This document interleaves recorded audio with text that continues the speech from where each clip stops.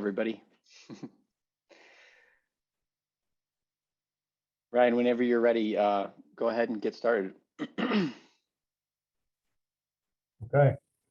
I've received a few emails over lunch that the districts are, it's a lot of good background information, but we need to know what we're supposed to be doing. And that leads us to, the few hours we have here this afternoon. We'll go over the consultation forms, the field forms, the scoring sheets, technical assistance, things of that nature. We'll touch grazing lands. But hopefully by the end of the day, most of the questions that you all have will be answered. I'm sorry, can everybody hear me okay? Okay. Hopefully by the end of the day, all of your questions will be answered. And if they're not, we've got the breakout rooms. Always feel free to put questions in the chat. And then any questions that are left unanswered, we will, we can always do a back and forth, either with a phone call or an email or something like that. I'm sure there'll be some things that we have to itemize and email back as we end the day. Ryan, do you also maybe want to mention the office hours now that we're going to be having? Yeah, so I am a little bit unsure on the cadence of those. I think, weren't we going to do that every week, Max, for a little while? Yes, starting next Monday. You want to talk about that for a second, because I'm not super clear on all the details. Sure thing. Starting next week, every Monday at 11 a.m. Starting on the 31st, we're going to have an hour of office hours, so that districts and eligible entities can bring questions to the soil health team, and we can get those questions answered as they come up. As Ryan likes to say, we're building this plane as we fly it, and hopefully today gives you a good sense of where we're headed, but we know there's going to be more questions that come up and things we need to answer. So hopefully every Monday at 11 a.m. will be an opportunity for you to join us on Zoom and get those questions answered as we go.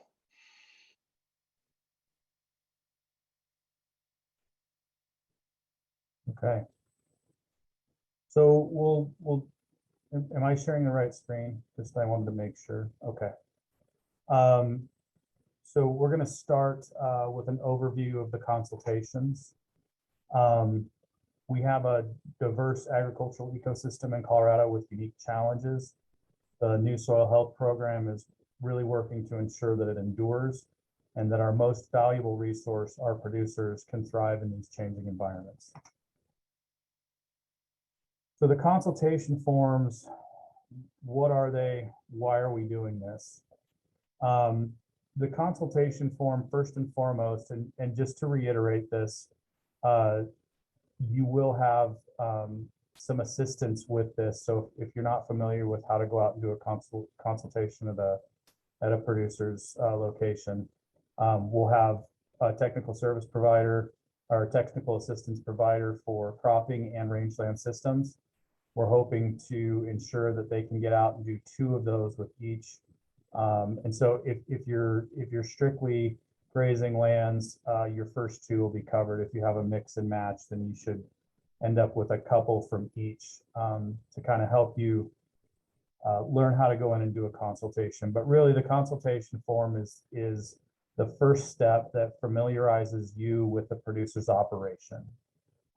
Getting to know the operation, its goals, and what practices will help them get there is really the first step in the process. And understanding this larger picture will ensure that the producer's needs are always at the forefront of what we're doing. So we need to identify fields, soil health practices to implement, things of that nature. The producer might want to enroll their best field. They might want to enroll their worst field. Both of these have challenges. For example, if they chose their best field, it's going to be hard to improve right away, but it might have a better baseline for them to work with. whereas the worst field might have a better initial response, but limited overall because of things that persist in the system. For example, salts that accumulate on the surface, um, especially if you don't have a ton of really good irrigation water, you might be limited there. So getting to know the operation and the goals, identifying the field and the soil health practices you want to implement all kind of go together. And really, this is the first step for the conservation districts to facilitate that conversation about soil health. You are all going to have folks that are, on the spectrum of the soil health journey, so to speak. Each will have their own needs and requirements. Not everybody's going to be the same, but this is really the beginning point for the conservation districts to facilitate that conversation about soil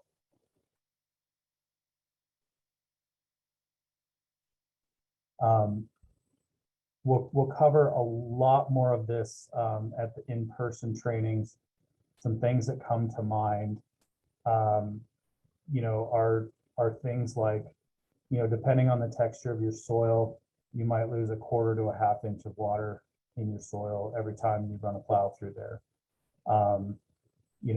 Starting discussions about healthier food web cycles, better nutrient cycling, how this all fits in with cost of pesticides and fertilizers, things of that nature are going to be important to this conversation as well. And understanding the producer's goals for the operation, again, helps you to understand how all these components fit in. I think we've had some really good discussion this morning and today about, I saw a comment, we decided that all tillage is bad. And there are definitely, nuances to that conversation, right? Like I said, if you have a compaction layer, that's really going to limit your yield, root growth. You might have some stagnant water issues. So I just think it's important that we understand, the goals will change from operation to operation, and that really what we're doing here is we're trying to offer the biggest toolbox possible so that every producer can use this successfully and get to where they want to be. We don't have a definition of what quote unquote soil health is. These are domesticated systems, and each one has its own, the producer has its own desires, right? And whether those are, economic or ecological, land ethic, these are all things that influence people's decisions. The consultation form also allows us to look, it allows the producer to share with you, past successes in soil health if they have some. Maybe they've tried, no-till or minimum till or companion planting or cover cropping, and they've had some success or limited success. In some cases, they might have had, failures. Those are every bit as important, right? Because we learn from all of those experiences, and you will become the hub of that localized soil health system. So, producers like to talk. I know that you all like to share what you guys have with the producers in your area. This will be a good way to get a lot of past successes and past failures under one tent, and really have a robust conversation about what works specifically in your area, what might be some barriers that people have overcome, how did they overcome that. That's all going to be part of the conversation that you guys have moving forward with your producers. Planning and implementation in conjunction with the STAR forms. So as we'll go into later, the STAR forms and the scoring sheets are going to really drive much of the conversation after and understand the producer's goals and their operation. And the STAR forms and scoring sheets will allow you to understand, what gets scored what way. A producer might have some low-hanging fruit, for example, if they're already cover cropping. If they went to a 2 or more species winter hardy cover crop, there's a significant amount of points associated with that. And so there might be an additional cost to that. Maybe, maybe you're throwing out more seed, but it might be worth it in the long run. And so to do that, the scoring sheet allows them to look and see, how do I operate these practices within my operation to maximize my benefit? And the star forms, how we ask those questions, how they're grouped together, kind of fit into the consultation and drive some of this conversation. Everything is privacy, privacy, privacy. We know, we've checked with our legal team. All of the personal information in this program is not subject to Freedom of Information Acts or CORA searches or anything like that. So it's really important that your producers know their information will not be shared. Specific information will not be shared. There might be some aggregated data, but they're not. Their privacy is going to be the utmost #1 thing for us throughout this entire process. And then lastly, I think it's important to understand for you guys that there is a difference between consultation and technical assistance. The consultation begins the conversation. It gives us the information we need to make decisions, help them make decisions. But the technical assistance, the how-to, well, I want to do cover cropping, but how do I do that? That's really going to be, what you guys lean on your technical assistance providers for, and they can come up with those specific plans to help you navigate that, because we can't all know everything, right? For example, understanding what a representative sample out of a field looks like, how to take those soil samples.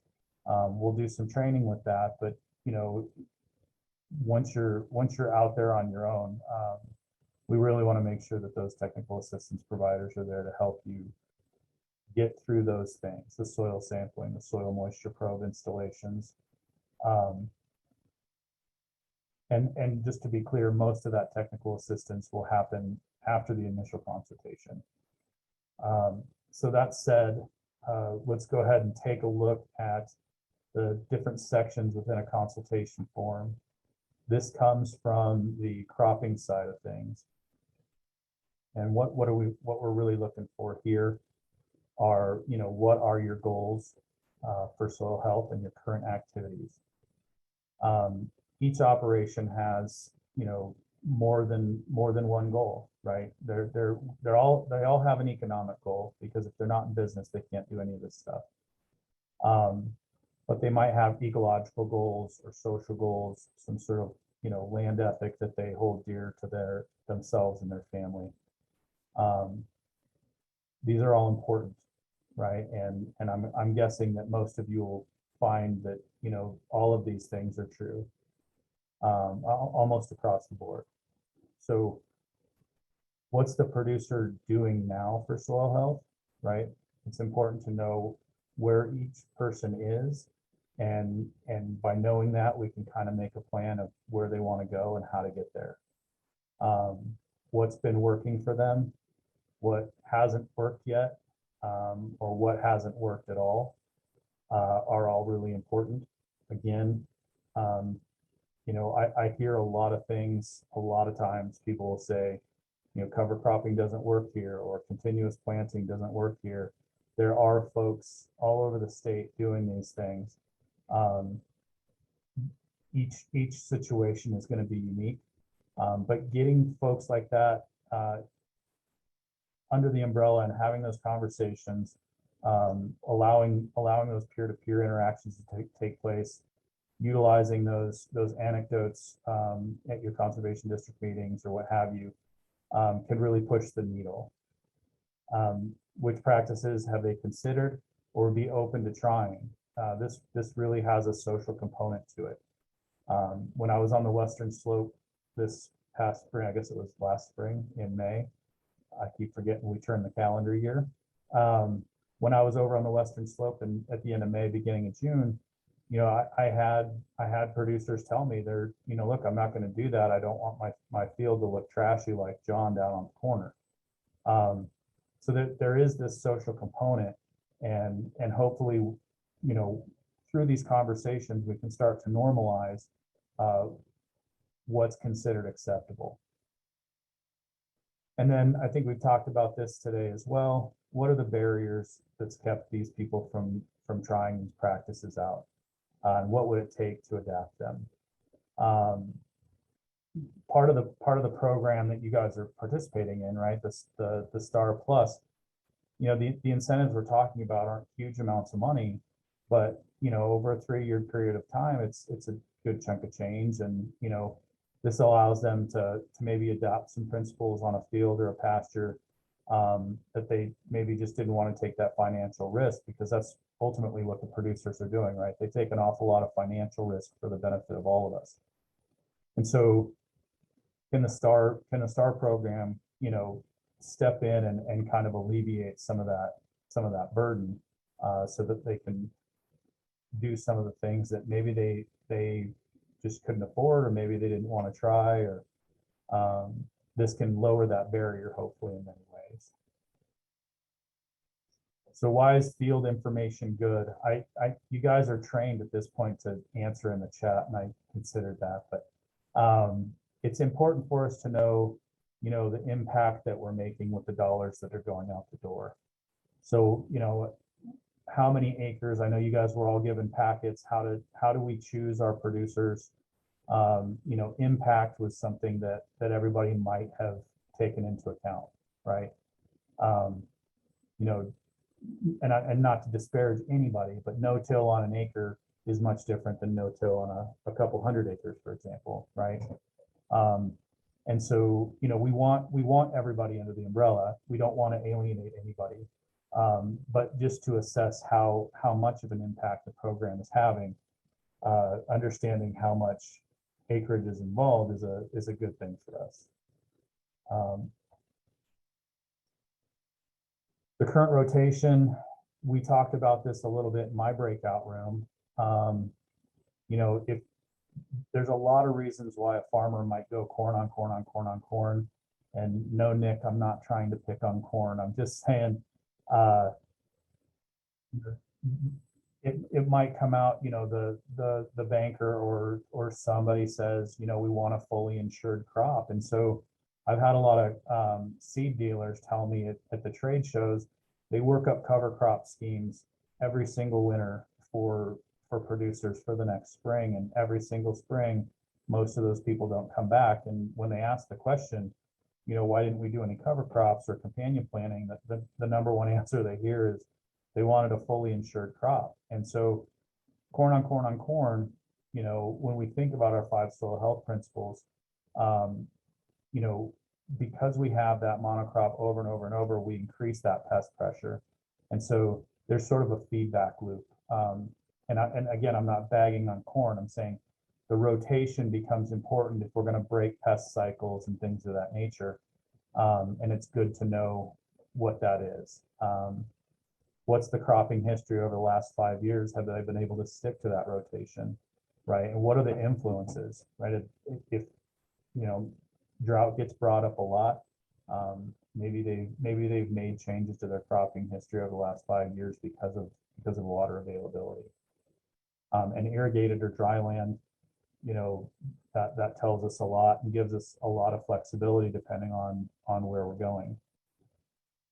Crop insurance, obviously, it's important to know if crop insurance is going to have any complications with what we're doing. We're not trying to increase the risk for the producer. We're trying to make this seamless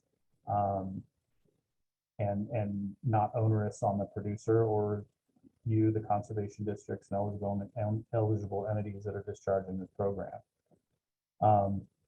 Likewise, knowing what your yield's been, high, low, or average field for the operation is important, because we can track that over time and see how the soil health practices that we've implemented has impacted this.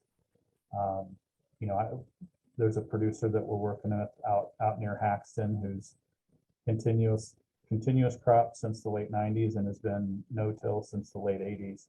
And they have a ton of organic matter in their soil. They have a lot of aggregate stability and a lot of structure. They got almost 10 inches of rain and then didn't get any. I think they had 21 inches of rain in Northeast Colorado by the end of May, beginning of June sometime, and then they didn't get anything after that. And I know that those fields were able to hold on to that water a lot better. So, you know, that's our goal. But within that system, there was variability, right? And that variability is what we're trying to kind of isolate within the operation. So, you know, everybody has a high, low, and average field for the operation, and helping them figure out which one of those they want to use would be important. Again, along with that, right, describing any problems that they've had historically: erosion, pests, nutrients, moisture management, planting, harvesting issues, irrigation, stuff like that. And it might just be as simple as, you know, a lot of topsoil has been lost and they have a lot of rocks at the surface or something like that. But all of these help us get to know the operation. And then what are the goals for the field long term?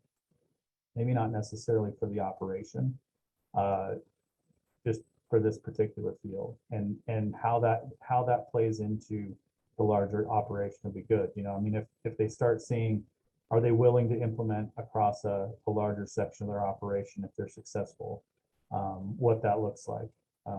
They'll let us know, and that's good for us to have on file. So the most important thing is going to be choosing a new practice, right? And so here we're really looking at, you know, we're basing these on the 5 soil health factors or soil health principles. Soil armor, minimizing soil disturbance, plant diversity, continual living root, livestock integration. You guys all did a great job putting those in the chat. I think you guys had them in like 5 seconds. But it's important because soil armor controls, you know, water and wind erosion, reduces evaporation, suppresses weed growth. On a bare soil in a 100-degree day, your soil temperatures can reach north of 140 degrees. The soil armor is important. Minimizing disturbance, whether it's a biological disturbance, it can limit photosynthesis. Chemical disturbances can disrupt the soil food web. And obviously, we've talked a great deal about how mechanical disturbance, such as tillage, can disrupt the physical system. That's not to say that any one thing is bad. Everything is a tool and has its place. It's just if it's used appropriately, that's really what we're trying to incentivize. We're not trying to villainize anything. And I just wanted to be clear. I think if I'm correct, Helen, correct me here, but I think there's only one thing, and it's in a grazing form where you actually get negative points. And I think that's just in the drought section, where if you've been in a declared drought and you haven't done anything about it, then you lose 1 point. So obviously certain things like, you know, it's not that chemicals and pesticides and herbicides are villainized, right? You don't lose points for using those things. You just don't get as many points if you use something else. And then likewise, if there's a pest management plan, integrated pest management plan, for example, you get points there. So so all of these things are important. Plant diversity increases resource use efficiency, rooting depths, variable water use along the profile, and diversity above ground usually means diversity below ground, which is always a good thing. Continual living root, I think, is really important. I think that's where we're going to start to see research show that that's really where we're going to start picking up our carbon, feeding those soil microbes, which has a really good impact on the soil structure, right? The microbes produce a lot of waste material and glue that kind of helps cement things together, and that's really kind of what helps drive a lot of this aggregate stability we're talking about in the structure in the soil. And the livestock integration is important because you're Your residue above ground is usually somewhere between 60 and 120 parts of carbon per 1 nitrogen. It's not super readily usable. If you graze that carbon and nitrogen ratio drops as soon as it comes out the back end of that grazer. So that's kind of the philosophy behind the 5 soil health principles, how they impact your soil. That's a very brief discussion, but hopefully that gives you a little bit of context. So understanding that, right, then that allows us to pick which practices might fit the field, which principles would be easiest to implement, and what are the most difficult.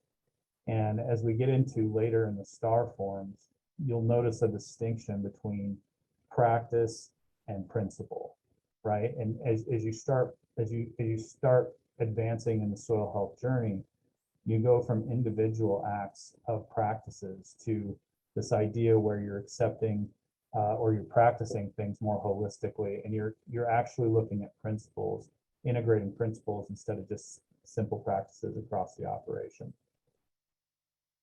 That said, there are barriers, right? What are the constraints? 37% of all agriculture in the United States is now no-till or minimal till. I wish that were 100% from a soil science perspective, right? Because this physical disturbance is just really bad on the structure and the benefits that we'll get from water infiltration and water holding capacity. So, but what are the constraints, right? Going to no-till can be very expensive. I know I've spoken specifically with one person here today who, if you were going to go no-till on a large corn operation, I mean, you'd be north of $1 million. That's a heavy investment. So again, if you go back to the scoring sheets, it really will tell you, where your low-hanging fruit is, and what practices and principles might take a little bit more time and money and effort to implement. And then, describing the plan for this field for the coming growing season, right? That's just sort of that short-term plan that kind of helps you fit everything together. So that brings us to the next steps. And this is the end of your consultation form. What does the conservation district need to do, and what does the producer need to do?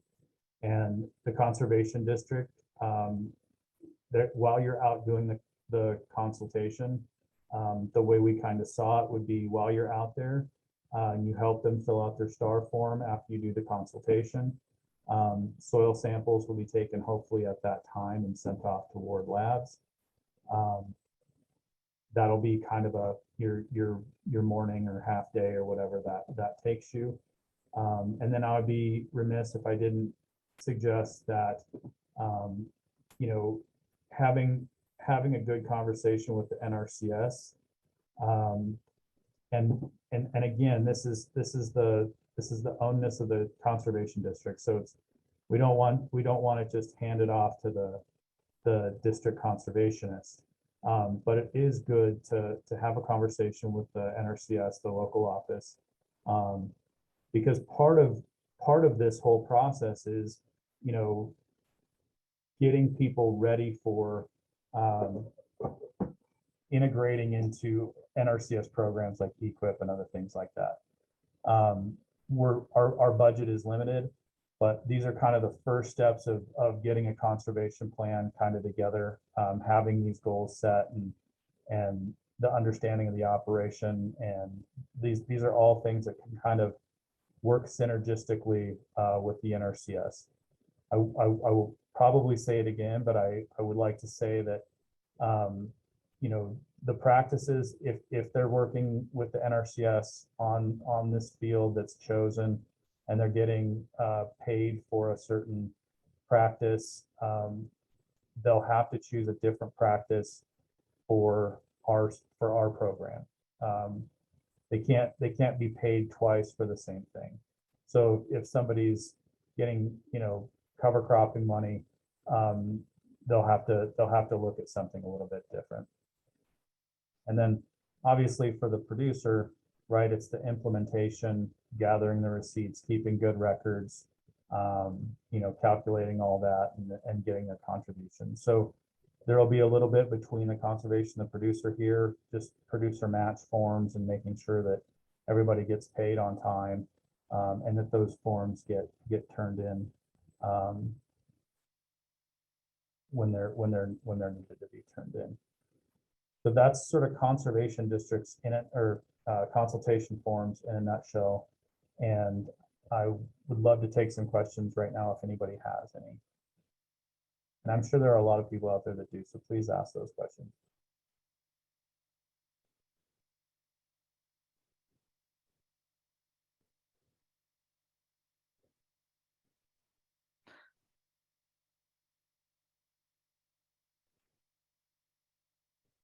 Nobody has questions on consultation forms? Ryan, this is Bill. I'll put my video on. That your presentation basically came off the Star Plus program consultation form for farms.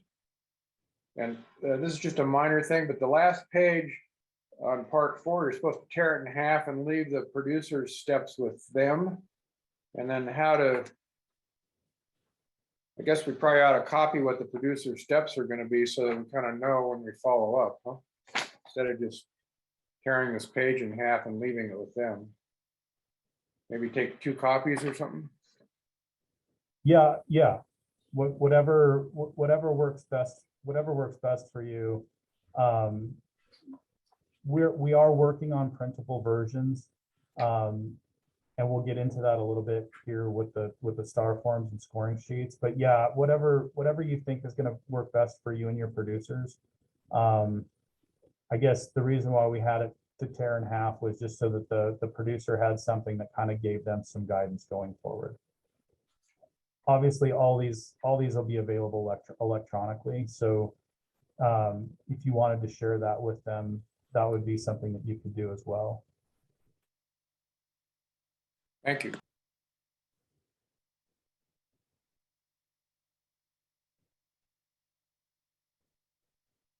Okay. So I don't, it looks like there's questions in the chat.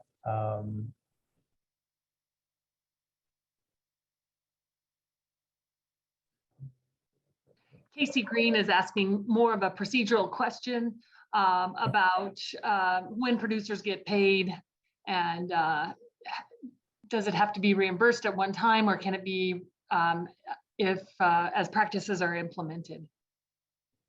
And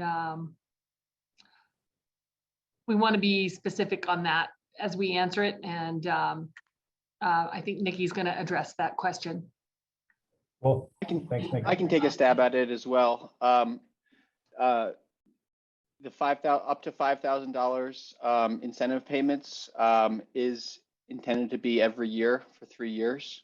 It's admittedly a little bit more complicated than that, depending on what grant pool you're in. Because some of this funding is coming from stimulus funds, it depends on which grant you're receiving the money from, excuse me. But yes, the intention is to provide up to $5,000 per year per producer each year for 3 years. And then I believe, Nikki, did you want to talk about when those producer match forms are due by, and how those fundings will be discharged? Yeah, so there isn't a hard deadline for those producer match forms, because it's really up to when you can meet with them, right, and get the information and collect the whatever receipts or match they might have to submit to us. So we will pay you, the conservation district or the entity, as soon as you send those in to us. And then it's up to you to, of course, then pay the producer their portion of that match. So there's not a set deadline, except for this year, we do have to get that stimulus money spent by October 1st. So we will need the forms October 1st of this year for this year's payments. Vanessa, you had your hand up? Yeah, Ryan, you mentioned I guess I'm thinking about overlap with EQIP. And I think, it's been answered a couple times. Yes, it can overlap with EQIP, but just reiterating, I'm just asking for clarification about if EQIP's already paying for cover crop, then STAR will not be paying for cover crop. Is that accurate? Right, correct. Okay. Yeah, so if they're, just so we can be wildly different. If their EQIP is paying for their cover crop, then they have to pick like no-till, for example, right? They can't be paid for the same thing under both programs. But yes, they can. So if they're doing two practices, right, if they would like to do two practices and they're already getting paid for that cover crop, then we can layer on top of that. It just cannot be the same practice. Okay, so we will have to know intimately what their EQIP contract looks like and work closely with our DC so we're not overlapping. Yeah, and I think that's where, having those conversations with the DC is important to make sure that there isn't any overlap or double payment.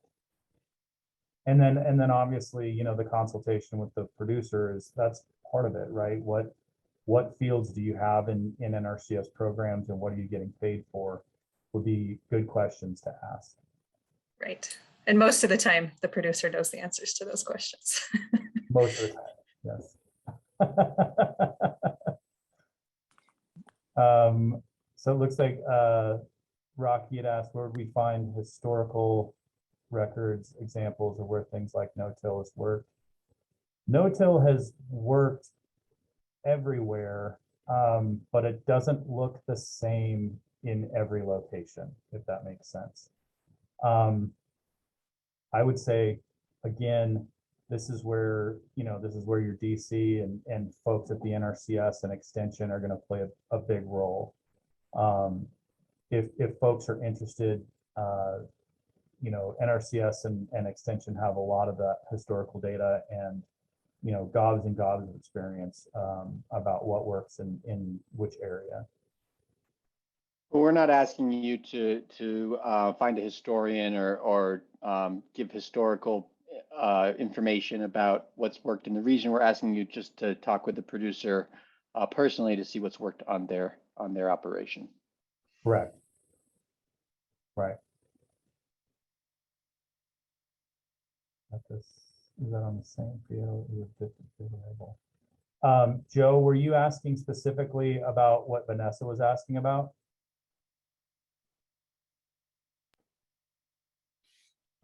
Can you repeat what you just said?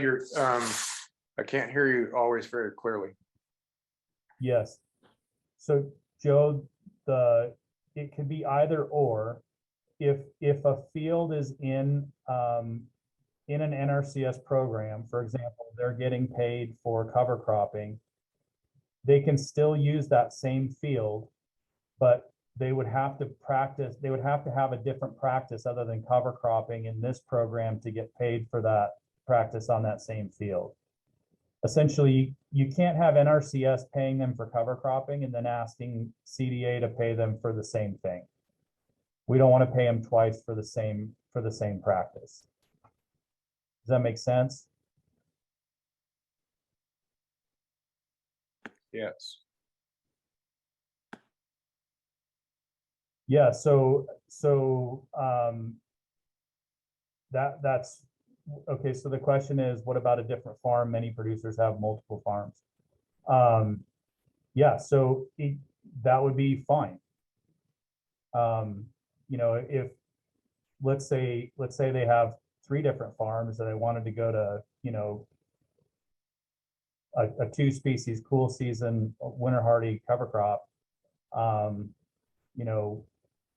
we still only pay the up to the $75 per acre to a maximum amount of $5,000. But if that $5,000 is going over 3 years is going to be something that reduces those, like maybe an additional seed to the cover crop or something like that, then absolutely, yeah, I don't see any restrictions there as far as having multiple farms.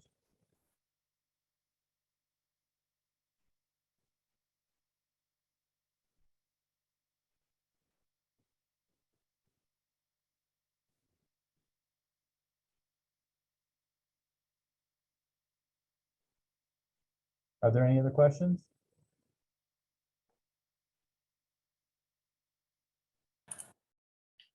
It's not really a question, but just a comment, and I already put it in the chat, but with the NRCS, like fast cover crop initiative they're rolling out like right now, I am worried that that's going to knock out some of our big acreage opportunities for Star. And we'll just have to deal with it.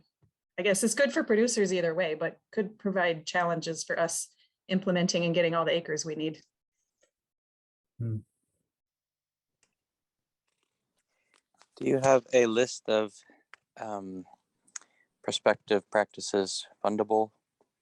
Like, can we use it for compost extract? Can we use it for compost? Or are you honing in on most specifically cover crop seed? Yeah, so Patrick, and everybody got a welcome packet, and in that welcome packet is a document that kind of goes over, you know, what are acceptable practices, and it's included but not limited to.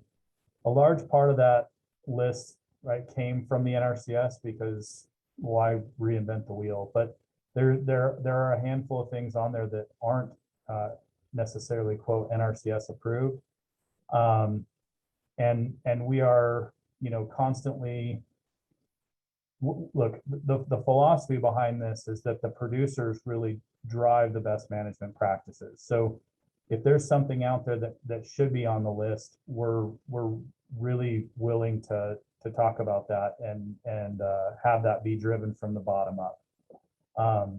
It hasn't been fully developed and vetted yet, but there is going to be an annual process by which, you know, we take feedback from the producers and the conservation districts that are discharging this, and we adjust the best management practice list to include those things that are working in areas.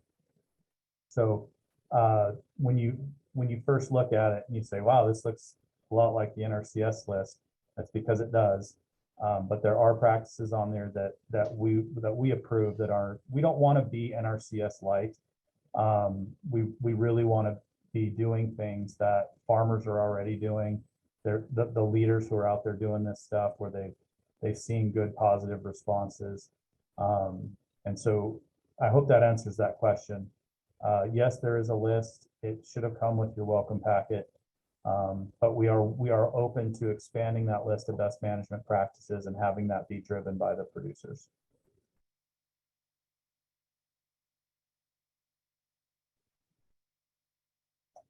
And that's a really good point you made, Vanessa. I had not considered that. But there's, you know, I mean, cover cropping is only one aspect. Hopefully we can identify some other things that'll work in conjunction with cover cropping or something like that with all the dollars that are coming out.